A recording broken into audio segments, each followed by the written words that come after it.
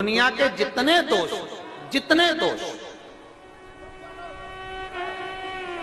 People के वृक्ष के झड़ता हुआ जल की एक बूंद का स्पर्श, भले वो सूख गई हो, उसका एक स्पर्श मात्र जहां पानी नीचे की ओर गिर रहा है उतनी परिधि, उतनी जगह के बीच में जहां से पानी गिरता है, बस उस स्थान पर अगर वो उंगली अपना नाम और गोत्र का स्मरण कर कर भी लगा दी जाए और एक लोटा जल चढ़ा दिया जाए तो ये जितने दुनिया के दोष हैं वो अपने आप समाप्त हो ही जाते हैं। शंकर की भक्ति का मूल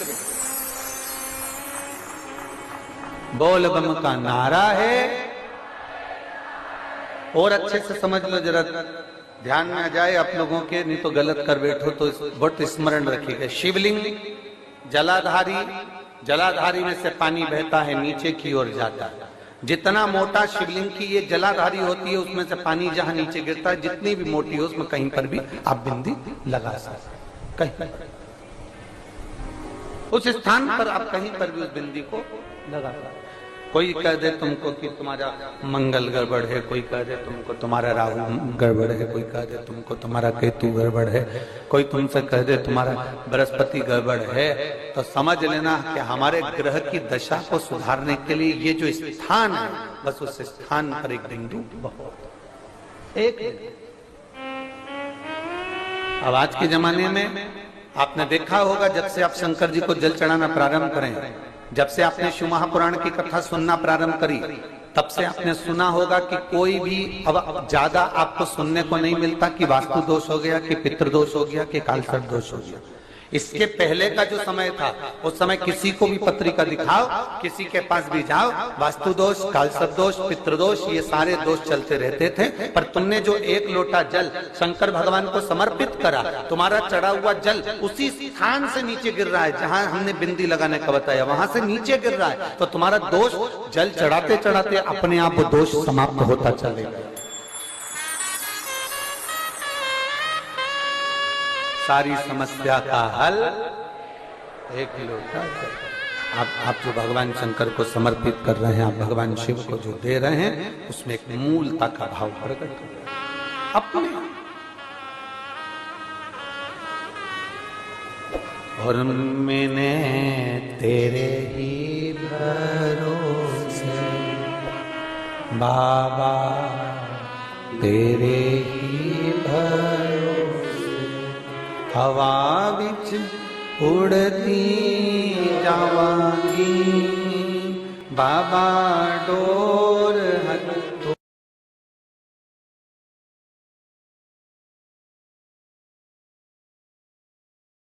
आज शनिवार का दिन है, जिस दिन अपन इस दरिद्रता से मिलने के लिए पीपल के पेड़ के नीचे आए हैं। हिंदू धर्म में ये दिन पीपल के वृक्ष के लिए पूजनीय होगा। जो भी शनिवार के दिन पीपल के वृक्ष की पूजन करेगा, दूध चढ़ाएगा या मिष्ठान का भोग लगाएगा, लक्ष्मी और नारायण उसके घर में प्रवेश कर जाएगा। लक्ष्मी और नारायण उसके घर में प्रवेश करेगा। इसलिए नियम बनाया। कौन से दिन का? शनिवार। लक्ष्मी जी बोली, नारायण आपने तो एक दिन का वार लिख दिया। शंकर जी ने 7 वार बनाए हैं, रविवार, सोमवार, मंगल, बुध, गुरु, शुक्र और शनि। ये शिव जी ने बनाया। अब एक दिन आपने अपना बना लिया, बाकी के दिन अगर कोई इस पीपल के वृक्ष के नीचे आएगा और यहाँ तो दरिद्रता बैठी है, तो उसका क्या होगा? भगवान नारायण बोले, सुन दरिद्रता, तेरे से एक विनती है, अगर कोई भी मनुष्य इस पीपल के पेड़ के नीचे अगर 7 दिन में आता है और उसके हाथ में अगर कोई सामग्री होती है तो तू उसके घर में प्रवेश नहीं करेगी।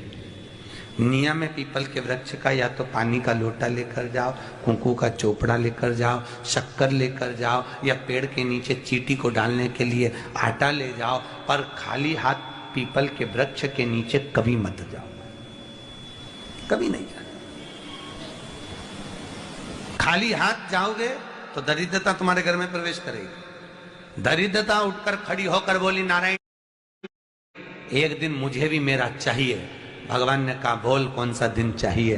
दरिद्रता कहती है, रविवार के दिन इस पीपल के वृक्ष के नीचे मैं दिन भर नृत्य करूं, इसमें रहूं, और जो यहाँ आए रविवार को मैं उसके घर में प्रवेश करूं। भगवान ने कहा ठीक है, दरिद्रता, रविवार का दिन एक ऐसा दिन रहेगा जिस दिन तू इस पीपल के वृक्ष के नीचे नृत्य करेगी, और जो आएगा इस पीपल के वृक्ष के नीचे तो उसके साथ प्रवेश करेगी। मैंने तुझे वर दिया।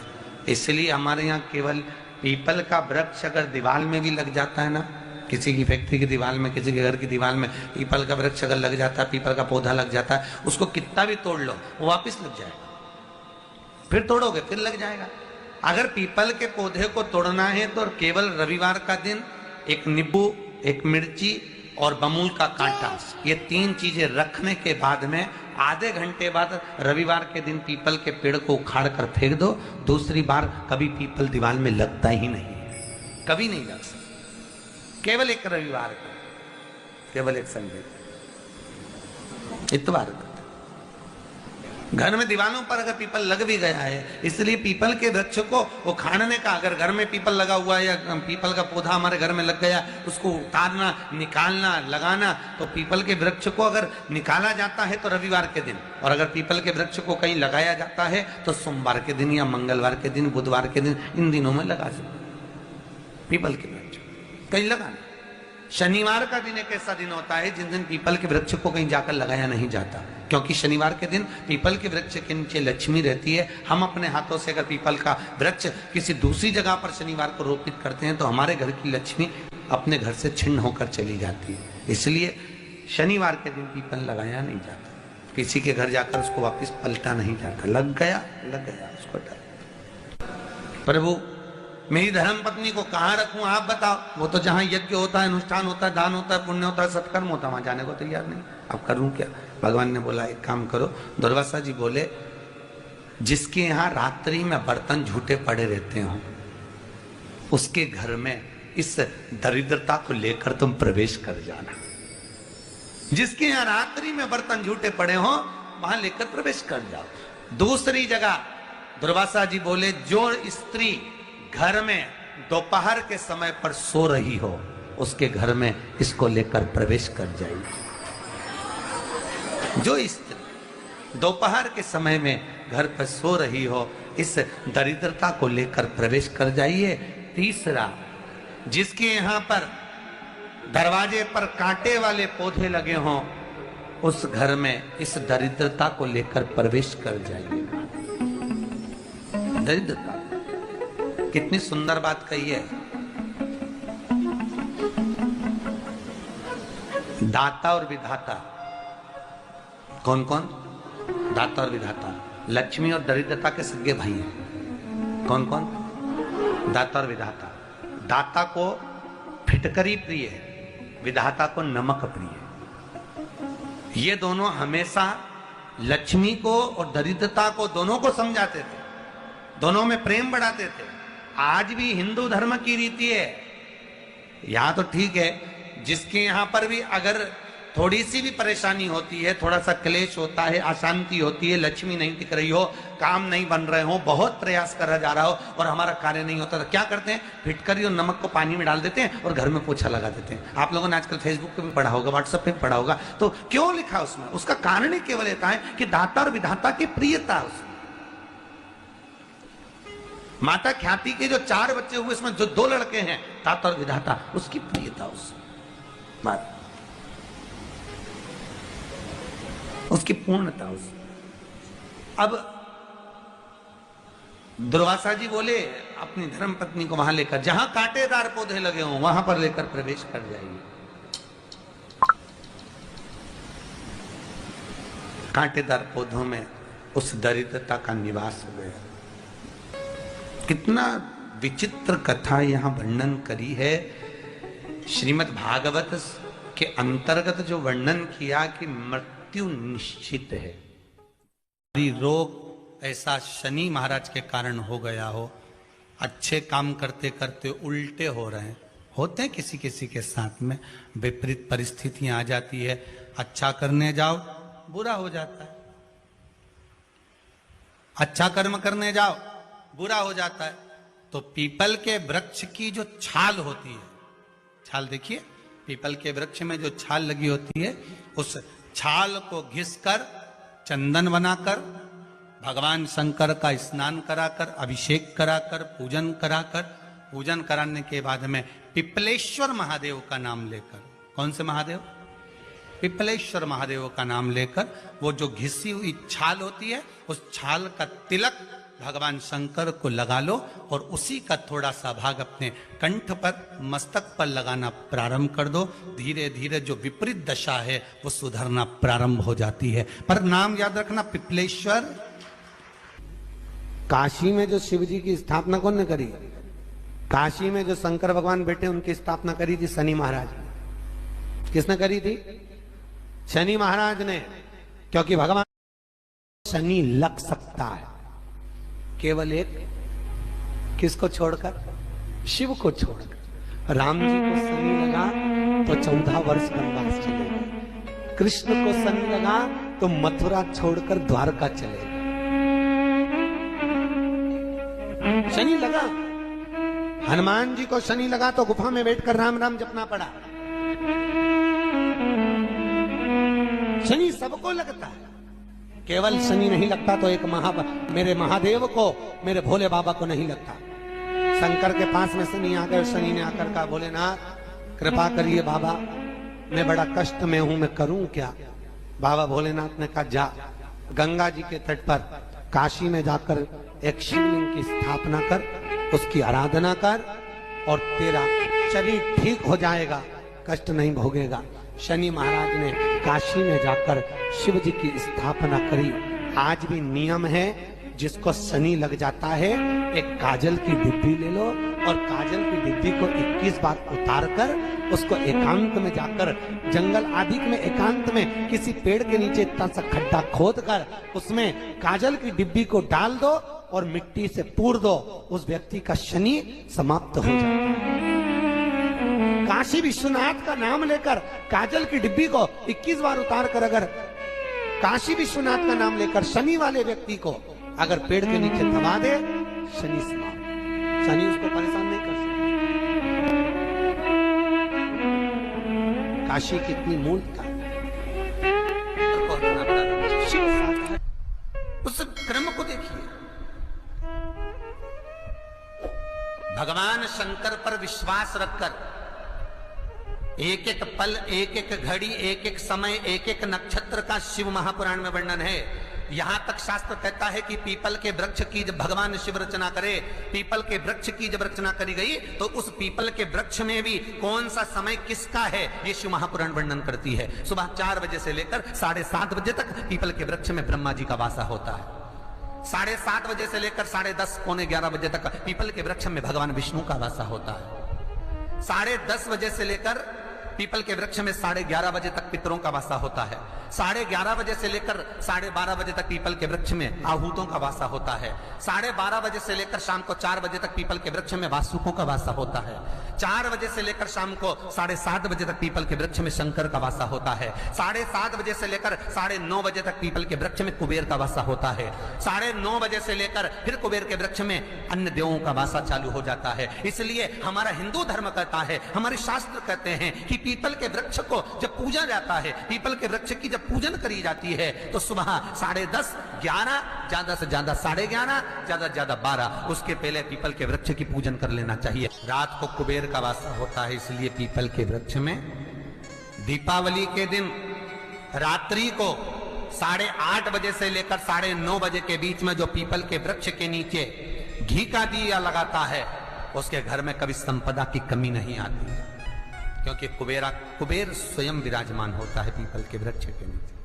क्यों? क्योंकि 11:30 बजे से लेकर 12:30 बजे तक पीपल के वृक्ष में पितरों का वासा रहता है, आहूतों का वासा रहता है, फिर वासुकों का वासा आता है। पितृ किसको कहते हैं?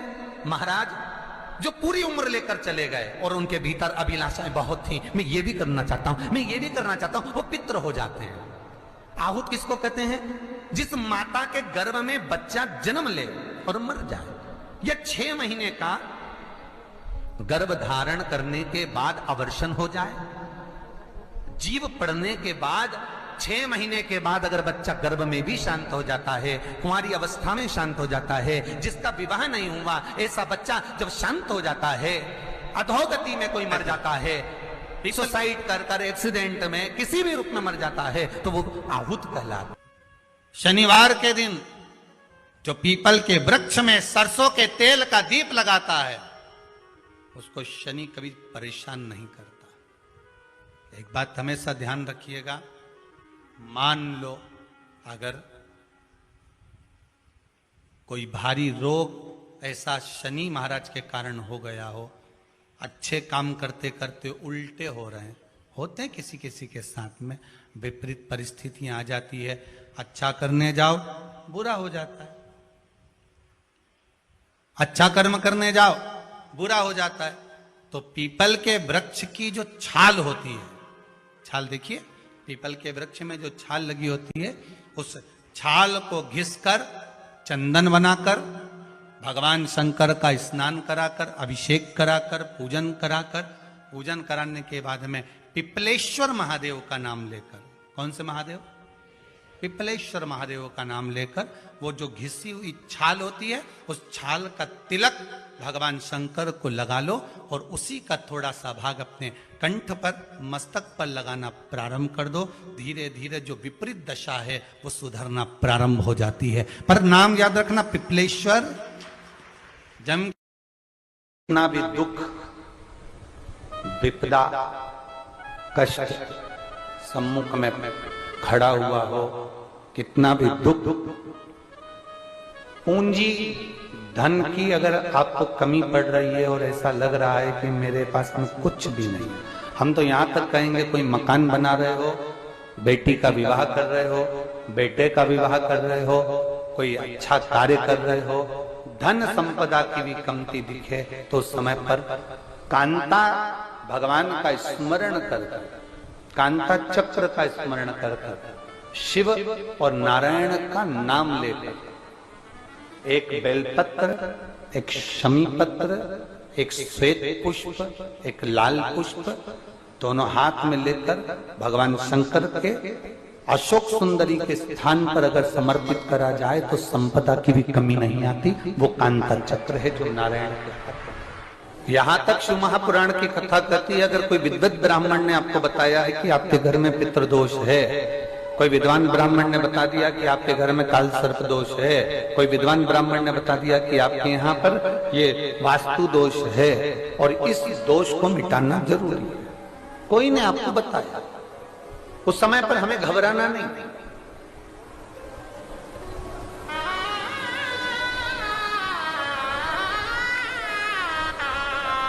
उस समय में घबराने का क्रम नहीं है।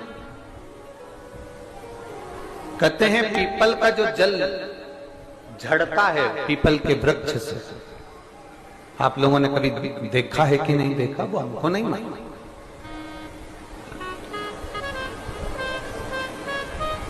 कितना भी अगर कोई वास्तु दोष बता दिया, पितृदोष बता दिया, काल सर्प दोष बता दिया, कितना भी अगर कोई दोष बता दे, तो पीपल का जो जल वृक्ष में से झड़ता है, कभी कभी आप उसके नीचे हाथ रखकर देखना, थाली रखकर देखना, उसमें पत्थर पर देखना, तो वहां पर भी पानी के निशान आपको मिलेंगे, बूंद के निशान मिलेंगे।